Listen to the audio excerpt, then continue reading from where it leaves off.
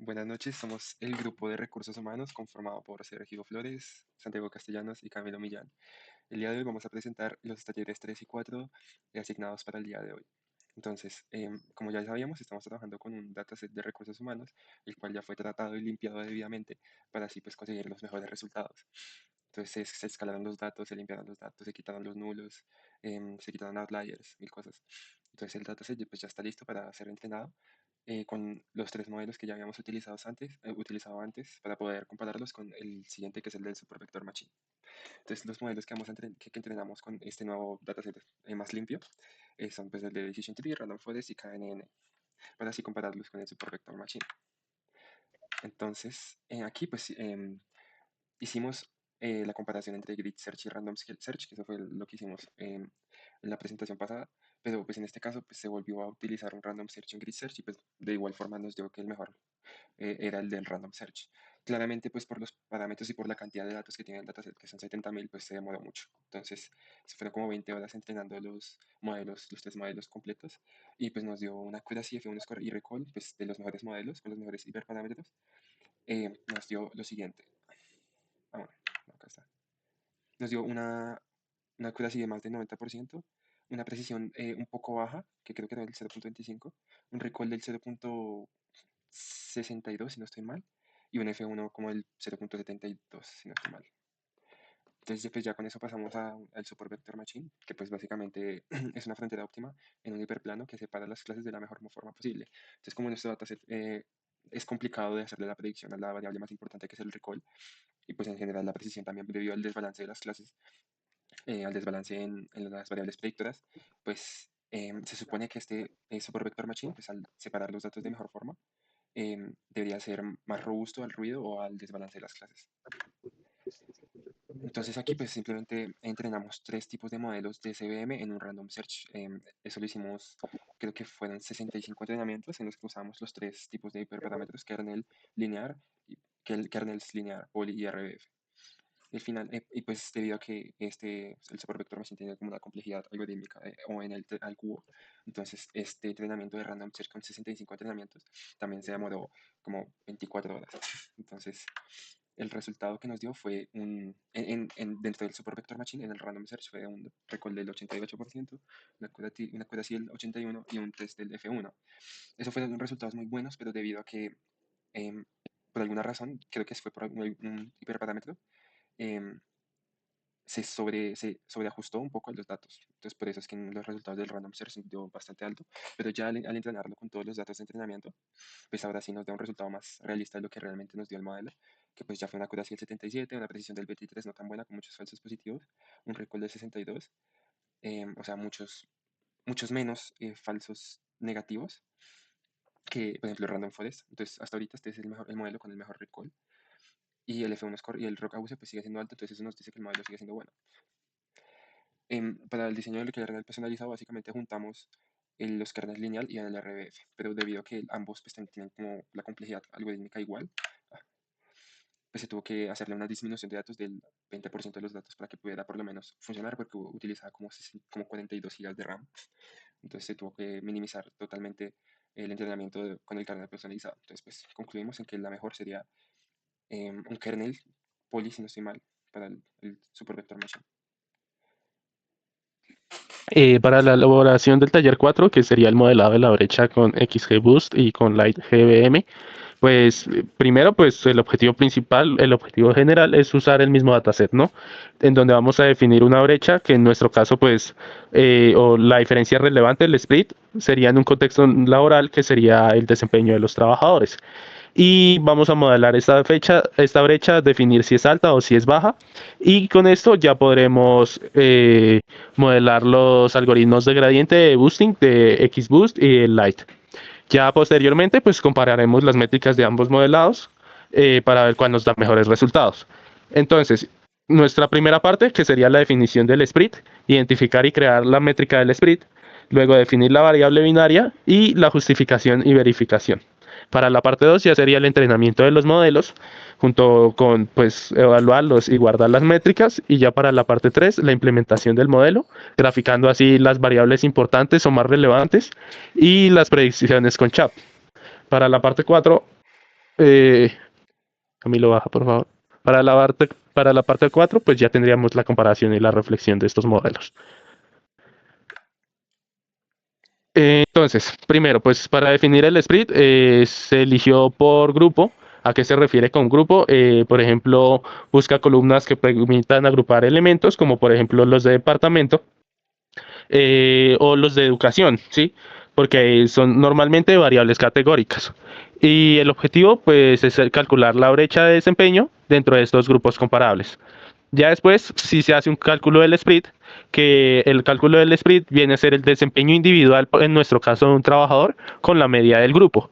Si da inferior a cero, es que el desempeño individual es peor que la mediana de su grupo. Si da igual a cero, es que está en el promedio, y si da mayor a cero, es que es mucho mejor que esta mediana. Vemos en la gráfica de distribución del split cómo se distribuyen todos nuestros trabajadores en comparación a la mediana. Y ya tendríamos a continuación los diagramas de Boxplot para el split, que estos nos pueden ayudar a averiguar pues la media, la mediana y la desviación estándar. Entonces, ya continuamos a la parte 2, que sería nuestro entrenamiento de los modelos. Aquí vemos que inicialmente con el Boost se tuvieron y se tuvo valores bastante altos de accuracy, del área bajo la curva, del recall y de la precisión. Recordemos que nosotros intentamos predecir, bueno, en este caso solo se está validando el desempeño de nuestros trabajadores. Entonces, el modelo fue lo suficientemente apto para poder definir si un empleado tiene un buen desempeño o un bajo desempeño. Tenemos, como ven, accuracy del 95.8% y a continuación nuestra matriz de confusión, donde pues tenemos valores bastante altos, muestra una gran cantidad de aciertos en los verdaderos positivos y en los falsos negativos. Y en los falsos positivos también, perdón. Lo mismo con nuestro entrenamiento light, tiene un desempeño bastante alto a la hora de, de, de validar el desempeño de los empleados. Y abajo, de igual manera, tenemos la matriz de confusión, una matriz que también muestra valores bastante positivos. Entonces, ya en la importancia global, pues hicimos el ranking de variables principales, donde como se puede observar, las de departamento son las más influyentes en nuestro dataset. ¿Qué implica esto? Que el desempeño de los usuarios, el desempeño de los trabajadores, no solo influye por variables individuales, si puedes bajar, por favor, no influye solo por variables individuales, sino que también son endémicos. ¿A qué se refiere con endémicos? Que el departamento influye mucho porque son, por ejemplo, a los departamentos de ventas se les suelen dar bonos por venta y demás. Esto influye que los trabajadores se esfuercen más y tengan un mejor desempeño. Lo mismo en el resto de los departamentos. Ok, ya para la parte de la comparación y la conclusión de los resultados que obtuvimos de los modelos. Primero comparamos los dos modelos entre sí, el XGBoost y el AIGBM, y lo que principalmente vimos es la precisión, que en el caso de ambos fue alta, pero ligeramente mayor en la del AIGBM. Y además, el tiempo de entrenamiento fue mucho menor con la IGBM, entonces esto junto al rendimiento ligeramente mejor nos dio como los dos valores necesarios para considerarlo el más eficiente, debido a que maneja de mejor manera las variables categóricas y la alta dimensionalidad generada por las variables dummies que metimos por los departamentos. Entonces, esto nos permite tener un mejor rendimiento y entrenarlo de manera mucho más rápida. La interpretabilidad es lo siguiente que revisamos con la gráfica SHAP, la lectura principal de esta es que a medida que pasa de rojo a, a azul, esto significa que rojo es un alto valor de la característica y azul un bajo valor de la característica. Y su posición horizontal dentro de la gráfica se refiere a la probabilidad de que la clase sea positiva, o sea que un spread alto de 1, o que la clase sea negativa, que disminuye la probabilidad de que sea una clase positiva. Esto nos permitió también entender como la dirección y la magnitud de impacto de cada una de las características de la población. Y de esta manera hacer mucho más eficiente la selección del modelo. Si quieres ir bajando.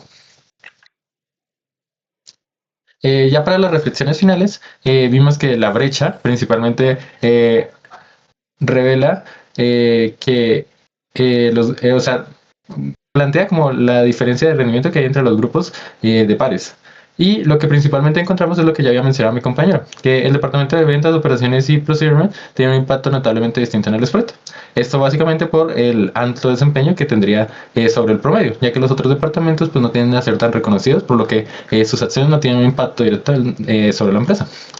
Esta brecha lo que viene a mostrar son desigualdades internas ya que los distintos cargos tienen diferentes niveles de exigencia, lo cual tiene como resultado diferentes niveles de reconocimiento y de incentivos, los cuales normalmente son lo que estamos revisando, ascender o no ascender dentro de la empresa. Entonces, esto lo que nos ayuda es a identificar ese patrón y poder mejorar el rendimiento basado en ese supuesto. Podemos tomar ahora decisiones basadas en este modelo mucho mejores que las anteriores, ya que al tener en cuenta el spread se ha vuelto una herramienta mucho más valiosa en enfocar los recursos, es decir, que todos estos recursos que vamos a tener para destinarlos a promover gente, ahora podemos detectar por departamentos la baja y la alta probabilidad del spread para enfocar los planes de capacitación y desarrollo, además de los recursos que irían para estos planes. Después también tenemos el priorizar los programas de incentivos para empleados que tengan un spread alto y muestren un riesgo de no tener permanencia dentro de la empresa, lo cual es otra vez enfocar mejor los recursos para aumentar la retención.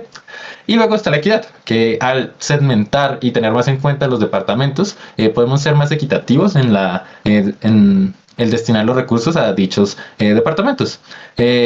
Además de que esto mantiene el espíritu dentro de la empresa alto y hace que los empleados estén mucho más felices al considerar que es justo la manera en la que se distribuye estos ascensos. Y en general, la IGBM es como el modelo preferido hasta lo que hemos encontrado y más teniendo nuestro contexto, ya que ofrece el mejor balance entre precisión, velocidad y una interpretabilidad fluida y completa para tomar decisiones de mejor manera. Ya con eso terminaríamos la presentación. Muchas gracias.